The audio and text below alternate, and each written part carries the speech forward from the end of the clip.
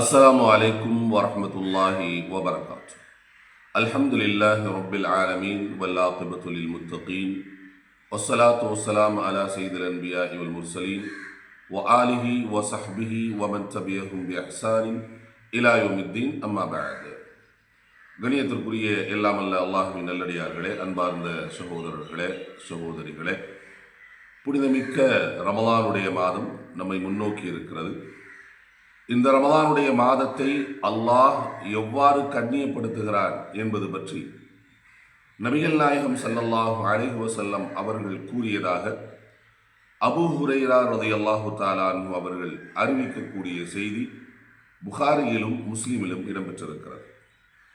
நபிகள் நாயகம் ஸல்லல்லாஹு அலைஹி வஸல்லம் அவர்கள் சொன்னார்கள், இதா ஜா ரமலான், ரமலானுடைய மாதம் வந்துவிட்டால் அந்த மாதத்தை கண்ணியப்படுத்துவதற்காக அல்லாஹ் என்னவெல்லாம் செய்கிறான் என்றால், ஃபுத்திஹத் அபுவாபுர் ரஹ்ம, ரஹ்மத்தின் வாசல்கள் அனைத்தும் திறக்கப்படுகின்றன. இன்னும் ஒரு சில அறிவிப்புகள்ல அபுவாபுல் ஜன்ன, சொர்க்கத்தின் வாசல்கள் அனைத்தும் திறக்கப்படுகின்றன.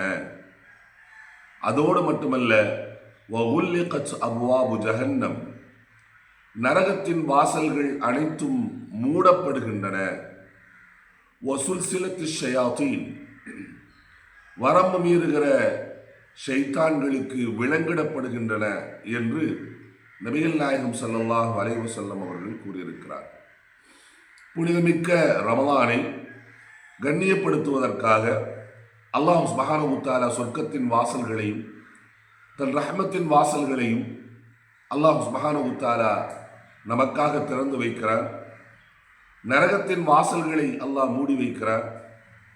நம் மீது வரம்பு மீறி நம்மை அல்லாஹ்வுக்கு மாறு செய்கின்ற செயல்களில் நம்மை ஈடுபடுத்தி விடாமல் ஷைத்தான்களை அல்லாஹ் சுப்ஹானஹு வ தஆலா விலங்கிட்டு வைக்கிறான்.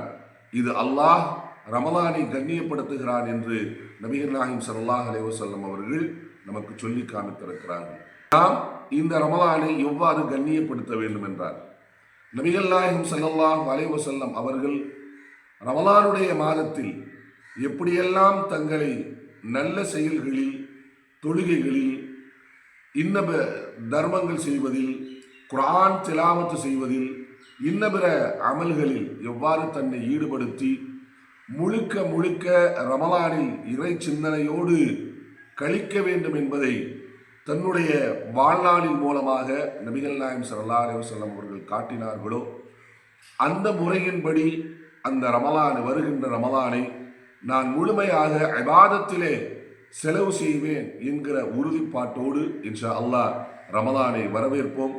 எந்த மக்கள் ரமலானின் மூலம் அல்லாஹ்வுடைய நெருக்கத்தை அடைந்து கொண்டார்களோ அப்பேற்பட்ட நல்ல மக்களோடு அல்லாஹ் நம் அனைவர்களையும் ஆக்கி அருள்வானாக. அஸ்ஸலாமு அலைக்கும் வரஹ்மத்துல்லாஹி வபரகாத்துஹு.